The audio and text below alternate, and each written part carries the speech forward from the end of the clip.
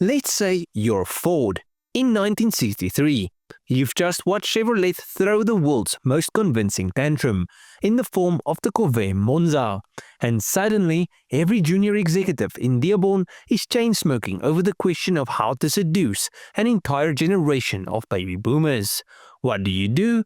Well, you give a bunch of designers, engineers, and coffee-addicted visionaries the green light to conjure up a sports car that doesn't cost the same as a house. And out of this high-octane brainstorm session comes the idea of the Mustang. But before the chrome-laden, V8 snorting, 4-seat pony car galloped off into dealership showrooms and became a Rolling Stones album on wheels, Ford was flirting with something far more radical, a 2-seat fastback known only to the most diehards as the Shorty.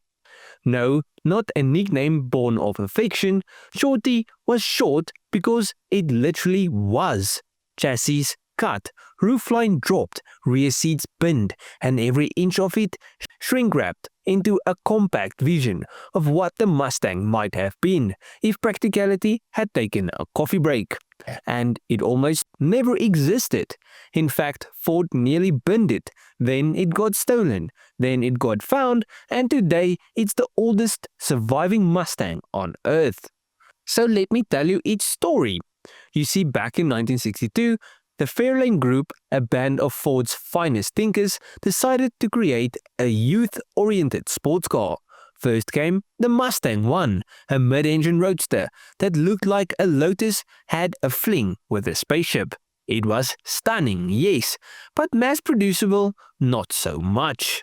So the design brief was revised, front-engined, 4 seats, cheap to make, but somewhere in that haze of cigar smoke and marketing ambition, someone said, hang on, what if we did a 2-seater anyway?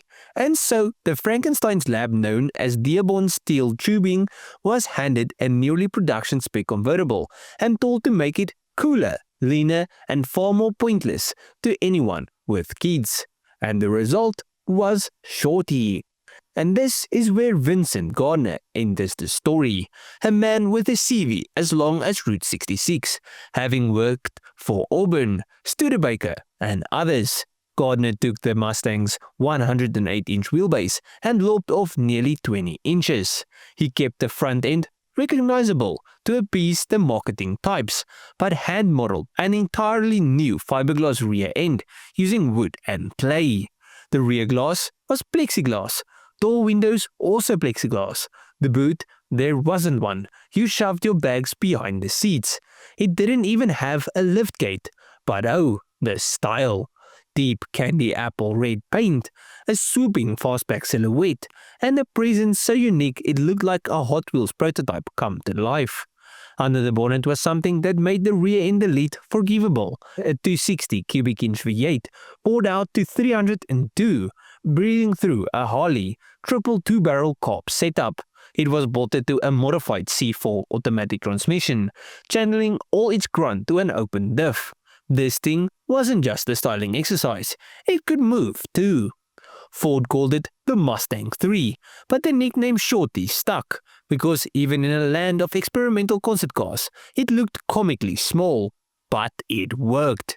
It was fast, it was sleek, and it was incredibly impractical. So naturally, it toured America in Ford's custom car caravan, as a bit of a rolling eye candy. Magazines fawned over it. Motor Trend even flirted with the idea that it might become a limited production model. And then, nothing. Ford decided to scrap it. And that's when things went very sideways. You see, on March 2nd, 1965, Shorty vanished. Stolen. DST filed a claim with Athena Life and Casualty, who eventually coughed up $10,000 in compensation. And then they hired detectives to hunt the car down. Months later, the car was discovered, stuffed away in a loft above a Detroit metal shop, like a vintage guitar hidden from a jealous ex. The thief? Vincent Gardner himself. That's right, the guy who built it. He wasn't trying to sell it, he wasn't joyriding it, he was hiding it, preserving it, because he knew what Ford didn't, that Shorty mattered. and somehow the man was never charged. Perhaps the Tina couldn't be bothered. Either way, the car was now owned by an insurance company who had no use for a one-off concept coupe. So it was sold, and then sold again.